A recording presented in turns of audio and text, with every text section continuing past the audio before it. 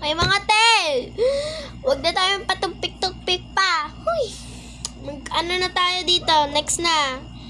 Ito na part 2. Last part na to, oh. Okay? Ito na yung matigas na parang may laman sa loob. Malamang matigas. Alcoholin muna natin. No offense, ha? I'm just keeping myself safe. No offense, Kaylin. Yan, in-alcohol na natin. After that, open na natin kasi mag-run out of time na ako. Kayo muna ang titingin.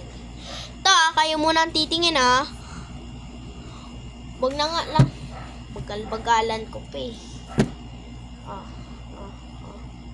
Wait! Oh my gosh! Oh my gosh, ang cutie! Well, may binigay na sa akin na ganito dati. Yung pinsan ko, na babae, nagbigay siya ganito din. Isang pack. Eto na, pangalawa na to, ha. Pangalawa na to. Thank you! My gosh. And meron pang isang surprise.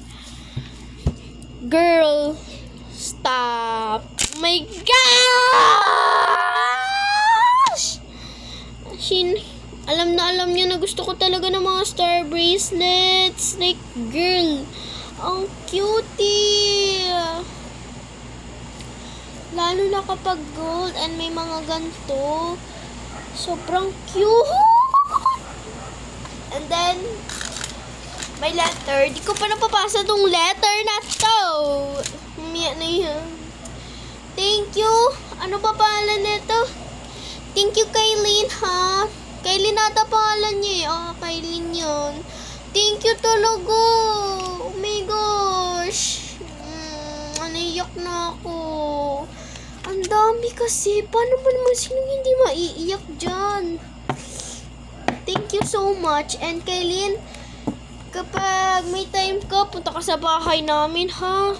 Tatanungin ko sa'yo kung pwede ba to, iuwi mo ba to? Babasahin na natin yung letter. Okay, ito na. Hi ate, I am Kaylin. Ako po ay big fan at sana safe kayo ate.